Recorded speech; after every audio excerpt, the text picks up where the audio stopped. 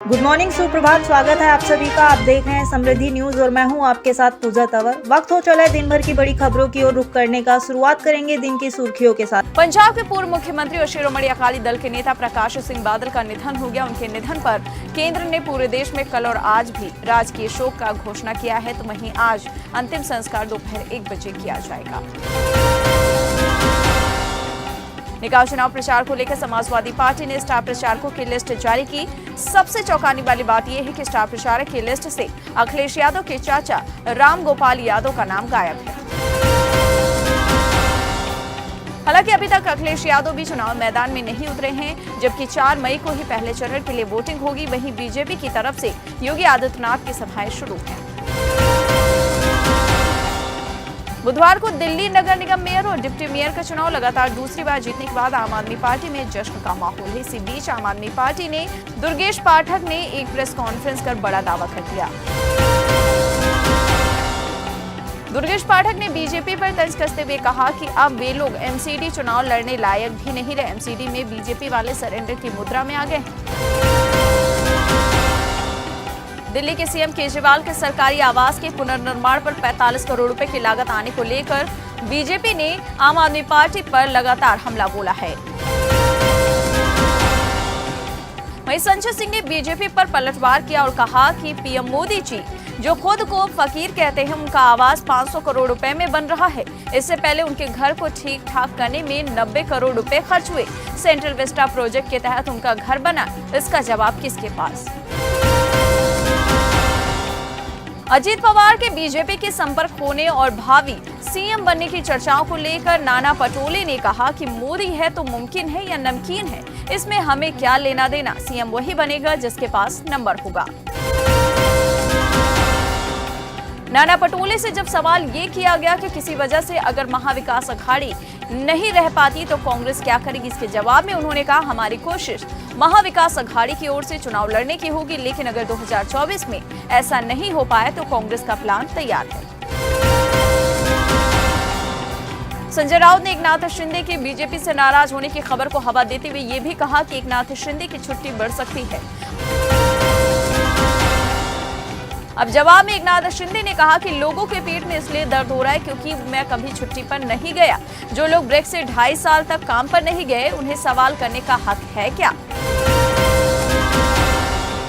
कांग्रेस नेता प्रियंका गांधी वाड्रा ने दिल्ली के जंतर मंतर पर पहलवानों की ओर से किए जा रहे प्रदर्शन को लेकर सरकार पर हमला किया। कहा कि सरकार ने कहा था कि मामले की जांच होगी, लेकिन जांच नहीं हुई। क्या सरकार दोषियों को बचाना चाहती? आखिर दिल्ली पुलिस पर किसका दबाव? दिल्ली के सीएम केजरीवाल पर बीजेपी ने निशाना साधा। पार्टी प्रवक्ता संबित पात्रा ने कहा कि केजरीवाल ने हर समय झूठ बोला है। केजरीवाल ने बोला था कि गाड़ी बंगला आदि नहीं लूंगा, लेकिन वो सिर्फ झूठ बोलते हैं। उधर पहलवान विनेश फोगाट का दावा है कि पुलिस ने शिकायतकर्ताओं की पहचान लीक की, जिसके बाद पीड़ितों को धमकाया जाने लगा। फोगाट की माने तो पीड़ितों को लालच देने की भी कोशिश की जा रही है। पीएम मोदी 25 अप्रैल को केरला की पहली वंदे भारत एक्सप्रेस को हरी झंडी दिखाकर रवाना किया था। ट्रेन के शुरू होते ही विवाद भी शुरू किया। आपको बता दें, पीएम मोदी से हरी झंडी दिखने के बाद ट्रेन शोरानूर जंक्शन पहुंची थी। यहां ट्रेन पर कांग्रेस सांसद वीके श्रीकंदन के पोस्टर चिपका दिए गए, जिसे बाद में आरपीएफ कर्मियों ने पोस्टर निकालकर केस दर्ज किया। अब इस घटना पर श्री कंदन ने कहा कि उन्होंने ट्रेन पर अपने पोस्टर चिपकाने के लिए किसी को अधिकृत नहीं किया। साथ ही आरोप लगाया कि बीजेपी ने जानबूझकर इससे विवाद पैदा करने की कोशिश की है। असद अहमद के मोबाइल से मिली जानकारी की माने तो उमेश पाल हत्याकांड को ऑपरेशन जानू का नाम दिया गया था। राकेश ने पुलिस को बताया कि अतीक का नाबालिग बेटा और वो खुद पार्टी का सामान लेने के लिए मार्केट गए थे। यूपी पुलिस की 10 टीमें अतीक अहमद की पत्नी शाइस्ता परवीन और उसकी ननद आयशा नूरी की कई दिनों से तलाश कर रही है। पुलिस का दावा है कि शाइस्ता और आयशा जल्द ही गिरफ्त में होंगी। खबरों की माने और पुलिस सूत्रों की माने तो शाइस्ता और आयशा दोनों ही मोबाइल फोन का बिल्कुल भी इस्तेमाल नहीं कर रही। वे दोनों केवल मैन टू मैन बातचीत कर रही हैं और अपने करीबियों को मैसेज पहुंचा रही हैं और हमेशा बुर्के में ही रह रही हैं। पीएम मोदी ने कहा, आज हमारे पास 2047 के भारत का लक्ष्य है। हमें देश को आगे लेकर जाना है, लेकिन रास्ते में तोड़ने वाली ताकतें और भटकाने वाले लोग भी मिलेंगे।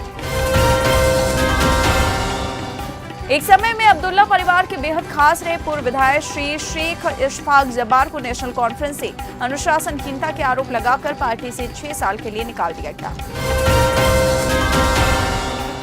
इसी बीच जन अधिकार पार्टी के सुप्रीमो पप्पू यादव ने बड़ा बयान दिया। पप्पू यादव ने कहा कि आनंद मोहन से बगावत की विचार थी, अब वो आज भी अपने स्टैंड पर कायम है।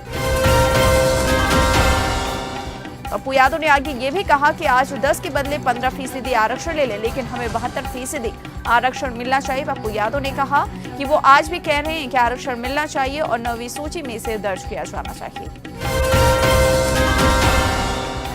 वहीं बाहुबली आनंद मोहन की रिहाई पर सुशील मोदी ने सवाल खड़े किए। उन्होंने कहा कि कुछ लोगों को साथ देने के लिए इस तरह का संशोधन कराया गया। वहीं बाहुबली पूर्व सांसद आनंद मोहन की रिहाई पर केंद्रीय मंत्री गिरिराज सिंह का भी बयान सामने आया। इसे लेकर बीजेपी नेता ने नीतीश कुमार पर निशाना साधा। कहा, रिहाई को लेकर किसी को कोई आपत्ति नहीं, लेकिन आनंद मोहन की आड़ में जो काम किया है इस सरकार ने, उसे समाज भी कभी माफ नहीं करेगा। इससे जुड़े आरोपों पर बिहार के डिप्टी सीएम तेजस्वी यादव ने साफ कर दिया कि इसमें कुछ गलत नहीं, उन्होंने अपनी सजा काट ली है। नीतीश कुमार से ममता बनर्जी की मुलाकात पर बीजेपी नेता गिरिराज सिंह ने कहा कि ये लोकतंत्र, कोई भी किसी के साथ भी मुलाकात कर सकता है। उधर महाराष्ट्र में जगह जगह अजीत पवार को भावी मुख्यमंत्री के तौर पर दर्शाने वाले पोस्टर और बैनर्स लगाए जा रहे। मुख्यमंत्री के चेंबूर, नवी मुंबई और नागपुर में इस तरह के पोस्टर्स लगे दिखाई दिए। मुंबई में लगे पोस्टर्स में लिखा गया कि अगर अजीत पवार मुख्यमंत्री बनते हैं तो रत्नागिरी के बारसू में रिफाइनरी लगने का विरोध कर रहे गांव वालों को तुरंत न्याय मिलेगा। अगर वे मुख्यमंत्री बने तो खारघर में हीट स्ट्रोक से मरने वालों को भी तुरंत न्याय मिलेगा। लखनऊ डेवलपमेंट अथॉरिटी से फाइल गायब होने का सिलसिला थमने का नाम नहीं ले रहा। यहां अलग अलग योजनाओं में भूखंड घोटालों से जुड़ी कई फाइलें गायब हो गई। अब 200 फाइलें फिर से गायब हुई हैं। भाजपा पूर्व विधायक राजेश मिश्रा ने आर्ट्स स्ट्रीम से 12वीं की परीक्षा पास कर लिया। आपको बता दें, अब वो LLB की पढ़ाई करने और वकील बनना चाहते हैं। मध्य प्रदेश के जबलपुर में प्रतिबंधित संगठन PFI से जुड़े 19 आरोपियों की जमानत याचिका खारिज कर दी गई है। हाईकोर्ट ने सभी आरोपियों की जमानत अर्जी को नामंजूर कर दिया है। सरकार ने जमानत याचिकाओं का विरोध किया। भारतीय वायुसेना ने बताया है कि पोर्ट सुडान से भारतीय वायुसेना के 2 IFC 30J विमानों के जरिए 250 से ज्यादा लोगों को निकाला गया। उधर राजस्थान के पाली में खाप पंचायत ने तुगलक की फरमान सुनाया। पंचायत ने दलित महिला के परिवार का हुक्का पानी बंद कर दिया। परिवार की शादी में शामिल होने पर खाप पंचायत ने 10,000 का जुर्माना लगाया और अब 50,000 की डिमांड कर रहे हैं। अतीक और अशरफ की हत्या के मामले में यूपी सरकार सुप्रीम कोर्ट में कैविएट दाखिल की है। यूपी सरकार ने कहा है कि शुक्रवार को होने वाली सुनवाई में बिना उसके पक्ष को सुने कोई आदेश पारित न किया जाए।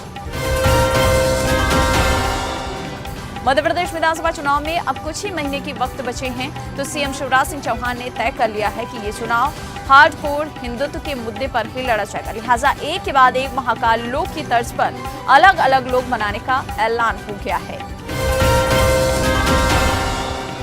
सरकार इस पर करीब 3500 करोड़ रुपए खर्च करे। दरअसल मध्य प्रदेश में अब बीजेपी सरकार हार्डकोर हिंदुत्व के एजेंडे को फॉलो कर रही है। यही कारण है कि एक के बाद एक लगातार घोषणाएं शिवराज सिंह चौहान करते हुए नजर आ रहे हैं। आम आदमी पार्टी ने मध्य प्रदेश और उत्तराखंड में नए पार्टी पदाधिकारियों की नियुक्ति की। मध्य प्रदेश में आम आदमी पार्टी ने 4 सह प्रभारियों की नियुक्ति की, तो वहीं उत्तराखंड में 1 प्रभारी और 1 सह प्रभारी बनाया गया।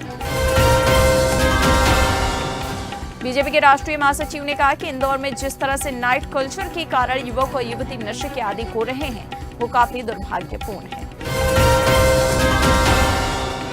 राजस्थान के मुख्यमंत्री अशोक गहलोत ने सोमवार को महंगाई राहत कैंप का उद्घाटन किया।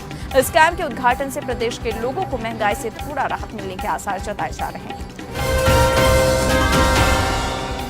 अब महंगाई राहत कैंप से सीएम गहलोत ने केंद्र पर निशाना साधा। उन्होंने सीधे तौर पर कहा कि कुछ महीनों बाद प्रदेश में विधानसभा के चुनाव हैं। चुनाव में अमित शाह और पीएम मोदी यहां की जनता से कई वादे करेंगे, उन्हें गुमराह करने की कोशिश करेंगे, लेकिन आप गुमराह मत होना।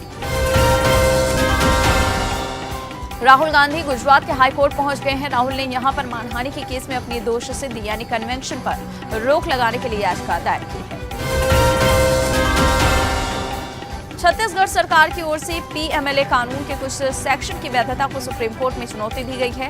कोर्ट याचिका पर जल्द सुनवाई के लिए तैयार हो गया है। अब ये सुनवाई 4 मई को। संघ प्रमुख मोहन भागवत ने कहा कि भारत को समझने के लिए पहले वेदों को समझना होगा। उन्होंने कहा कि वेदों के रास्ते पर चलते हुए हमारा देश विश्व गुरु के सिंहासन पर विराजमान है। उधर झारखंड में सोमवार को स्वास्थ्य विभाग के द्वारा 235 छात्राओं की कोरोना जांच की गई, जिसमें 46 छात्राएं कोरोना पॉजिटिव आई। तो वहीं मंगलवार को भी जांच के दौरान 23 छात्राएं पॉजिटिव मिली हैं।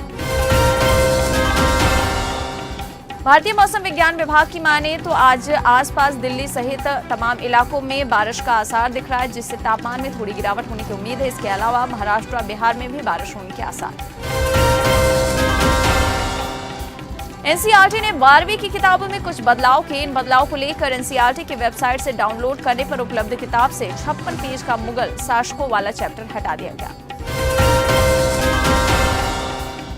अब मुगल साम्राज्य के पाठ को हटाने पर केरला में राजनीति हो रही है। केरला की सरकार ने इन बदलाव को लेकर नया ऐलान किया। केरला सरकार ने कहा कि वो हटाए गए चैप्टर को पढ़ाने के लिए सप्लीमेंट्री किताबों में उन चैप्टर्स को जोड़ेंगे।